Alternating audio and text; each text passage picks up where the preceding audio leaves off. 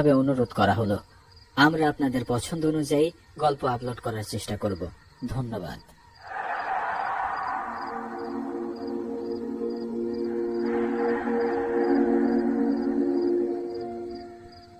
তা বাবা মুফিস, তুমি তাহলে কি করবে ঠিক করলে? আমার আপন বলতে তো আর কেউ রইল না, এখন আপনারাই সব। যদি বলেন তাইলে ওই পুরান স্কুল ভবনের পাশে একটা দোকান দিতাম। বাবা বেঁচে থাকতে মানে একটু জায়গা কিনেছিল, তো এমনি পড়ে আছে, তাই ভাবছিলাম আর কি। সে তো তুমি করতেই পারো, যা সাহায্য লাগে আমরা করব। তবে ওদিকের জায়গা নিয়ে লোকমুখে যা শুনেছি, মনে হয় তাতে জায়গাটা খুব একটা সুবিধার নয়, অনেক দোষ আছে বুঝলে। সব নিয়ে আমার কোনো সমস্যা নেই, কপালে যা আছে তাই হবে। ঠিক আছে, তাই করো। তোমার বাবা অনেক ভালো মানুষ ছিল, যা প্রয়োজন হয় তুমি আমাকে বলো। আপনাদের এই ঋণ আমি কখনো শোধ করতে পারবো না। না না, ওসব নিয়ে তুমি ভেবো না। আর যাই হোক, ভালো কথা। এই দুলাল, আগে বলুন কথা। তোমাকে আগে থেকে বলে রাখি বুঝলে, আগামী সোমবার আমার একমাত্র ছেলে শহর থেকে পড়াশোনা শেষ করে বাড়ি ফিরছে। তুমি একটু ভ্যান নিয়ে স্টেশনে যেও, কেমন? উনি আপনি চিন্তা করবেন না, আমি সময় মতো পৌঁছে যাব। ঠিক আছে, তাহলে ওই কথাই রইল। রাত হয়েছে, আজকের মতো তাহলে এখানেই আলোচনা সভা শেষ হলো।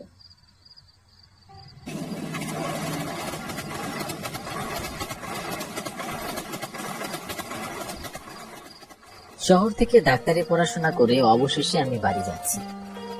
অনেকদিন পর গ্রামে ফিরছি, তাই মনটা খুবই খুশি।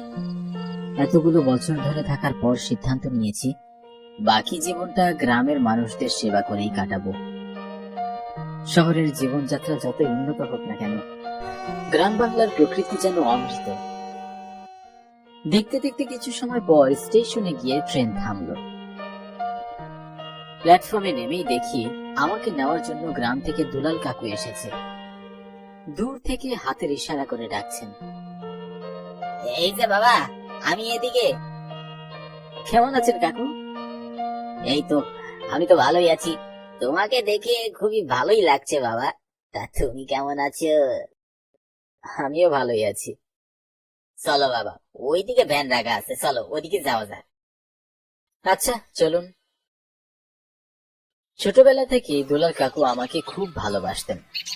বলতে গেলে গ্রামের সকলের আদর স্নেহের মধ্য দিয়ে আমি বড় হয়েছি।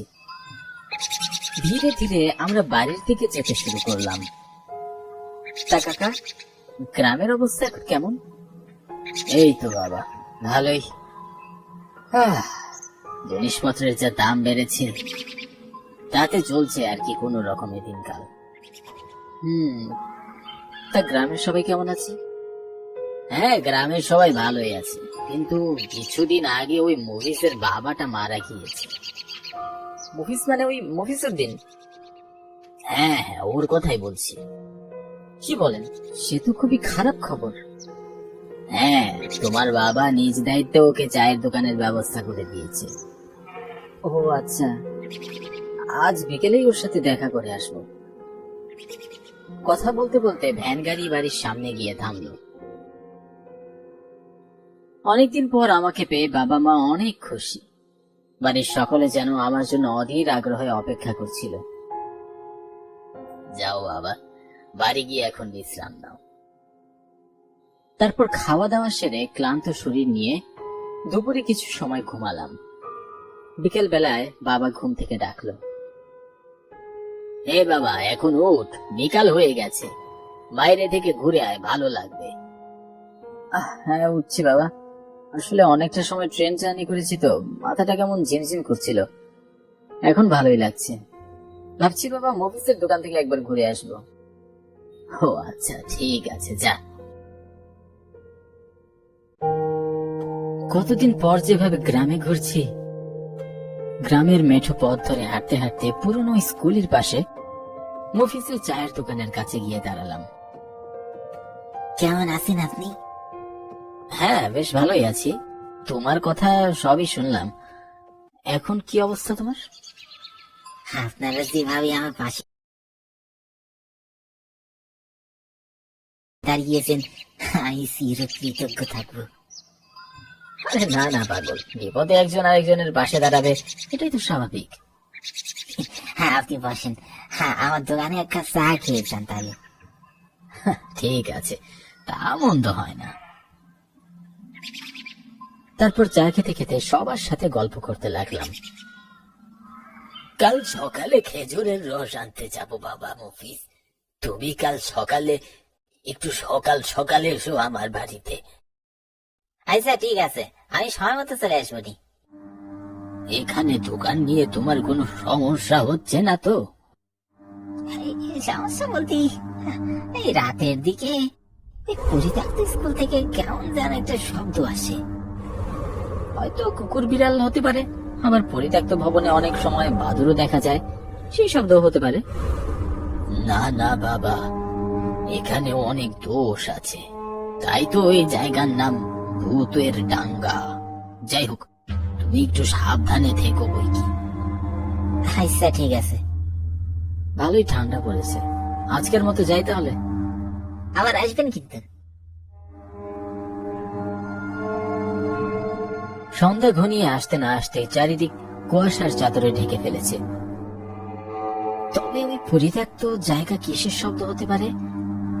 অনেক আগে থেকেই শুনছি ওখানে নাকি কি সব প্রেতাত্মার বসবাস, কিন্তু এমন কি হতে পারে যার জন্য মানুষ ভয়ে ভূতের ডাঙ্গা নাম দিয়েছে? লোকমুখে তো কত গল্পই শোনা যায়, তবে হয়তো তেমনই কিছু।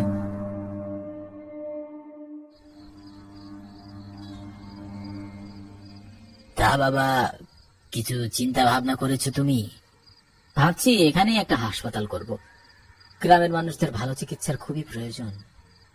হ্যাঁ হ্যাঁ, তা বেশ ভালোই, তোমার যেটা ভালো মনে হয় তুমি সেটাই করো, বুঝেছো? আমরা সবাই তোমার পাশে আছি। সেদিন রাতে হঠাৎ করে মফিজ বাড়িতে আসলো। মরল বাসায় বাড়িতে আসেন, আমি মফিজ। এই মফিজ না? হ্যাঁ হ্যাঁ, তাই তো। আমরা ডাক শুনে বাইরে বেরিয়ে আসলাম। এত রাতে কি হয়েছে? কোনো সমস্যা হয়নি তো? মানে সমস্যা বলতে গেলে একটা জিনিস দেখেছি। কি হয়েছে বলো? একটু আগে দোকান বন্ধ করার সময় আজকে অনেক দেরি হয়ে গেল, এখন তাড়াতাড়ি বাড়ির দিকে যাওয়া যাক। বাড়ির দিকেই আসতেছিলাম, হঠাৎ কেমন যেন অদ্ভুত একটা শব্দ শুনতে পেলাম। মনে হচ্ছিল ওই পুরনো ভবনে একটা কালো ছায়া ঘুরে বেড়াচ্ছে, কিন্তু বুঝতে পারছিলাম না যে কি করব, তাই আমি আপনাদের কাছে চলে আসলাম। অন্ধকারে হয়তো কোনো গাছপালাও দেখতে পারো। তা হতে পারে, কিন্তু আচ্ছা আচ্ছা ঠিক আছে, তুমি ভয় পেও না, আমরা দেখছি বিষয়টা। এমন রাত করে আর কখনো দোকান বন্ধ করো না। আচ্ছা ঠিক আছে, আমি চলি তাহলে। এত রাতে তুমি একা যেও না, আমার বাড়িতে আজ রাতটা তুমি থেকে যাও। না না, এই সমস্যা নেই, আমি যেতে পারবো। তারপর মফিজ বাড়িতে চলে যায়। মনে হয় ও অনেক ভয় পেয়েছে। দেখি কাল সকালে গিয়ে দেখবো ওখানে সত্যি কিছু আছে কিনা। হ্যাঁ, সেটাই ভালো। তারপর আমি বিছানায় গিয়ে শুয়ে পড়লাম। ঘড়িতে তখন রাত 9টা বাজে। এমনিতেই শীতের রাত, তাই গ্রামের সবাই অনেক তাড়াতাড়ি ঘুমিয়ে পড়েছে। যদিও আমার এত তাড়াতাড়ি ঘুম আসে না, তাছাড়া মফিজের বলা কথাগুলো আমার মাথায় ঘুরপাক খাচ্ছে। এমন কি হতে পারে? এসব নিয়ে ভাবতে ভাবতে কখন যে ঘুমিয়ে পড়েছি তার মনেই নেই। পরদিন সকালে যখন ঘুম ভাঙলো, তখন বাইরে অনেক লোকের কথাবার্তা শোনা যাচ্ছে। এত সকালে কি হলো? যাই বাইরে গিয়ে দেখি কি হয়েছে। আর বলিস না, চল এখনই আমাদের যাওয়া লাগবে। কেন, কোনো সমস্যা হয়েছে নাকি? মফিজ ও আর নেই। কি কি সব বলছো? আরে হ্যাঁ, ঠিকই বলছি। গ্রামের মানুষ ওকে চায়ের দোকানের সামনে মৃত অবস্থায় পেয়েছে। চলো চলো, সবাই গিয়ে দেখে আসি। তারপর আমরা সবাই মিলে চায়ের দোকানের সামনে হাজির হলাম। চোখের সামনে যা দেখছি তা কোনোভাবেই বিশ্বাস করার মতো নয়। মফিজের মৃতদেহ পড়ে আছে আমাদের চোখের সামনে। কথা বলার মতো কোনো ভাষাও খুঁজে পাচ্ছিলাম না। বডিটা এখনই ফরেন্সিকে নেওয়ার ব্যবস্থা করতে হবে। দেখি আপনারা সবাই পাশে সরে যান, দেখি সবাই সাইডে যান।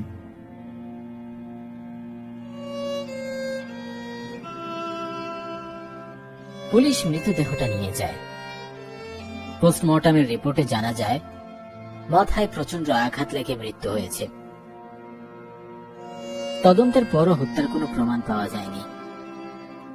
গ্রামবাসীরা জায়গাটিকে ভৌতিক মনে করে, আর কেউই ওইদিকে চায় না।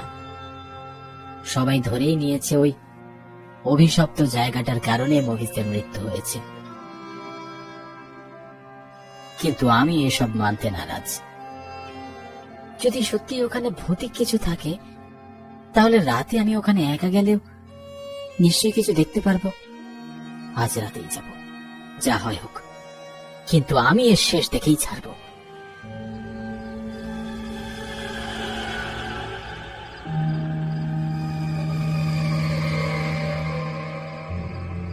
সেদিন রাতে সবাই ঘুমানোর পর আমি সাথে একটা টর্চ নিয়ে দোকানের দিকে যেতে শুরু করলাম।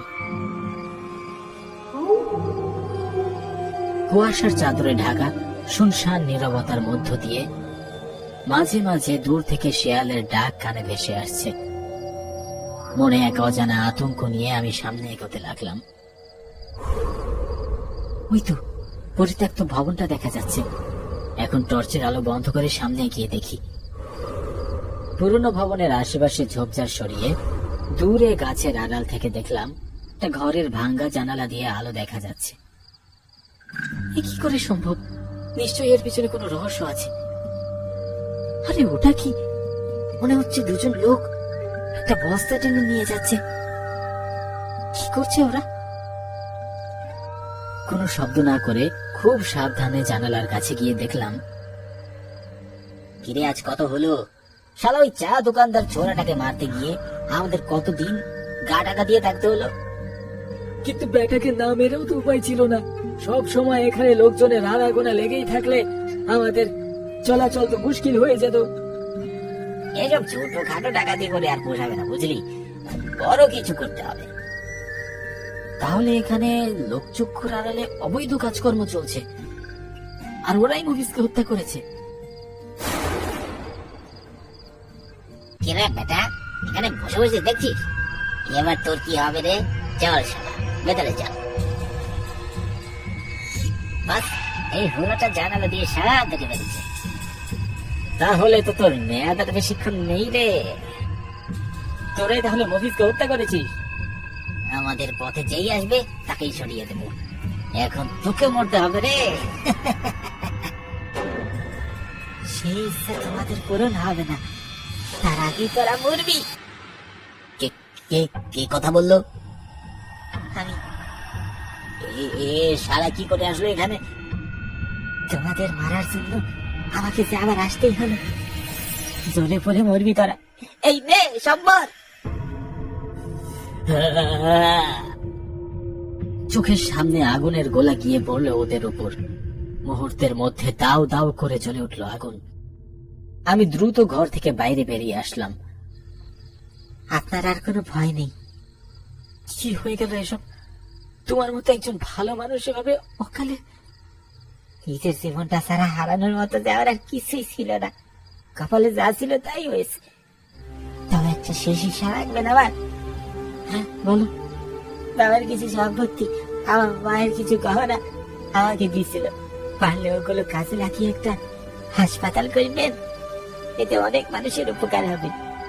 ঠিক আছে, আমি কথা দিলাম আমি গ্রামবাসীর জন্য অবশ্যই ভালো কিছু করব। ঈশ্বরী তার বিদায়। ধীরে ধীরে চারদিকের পরিবেশ শান্ত হয়ে যায়।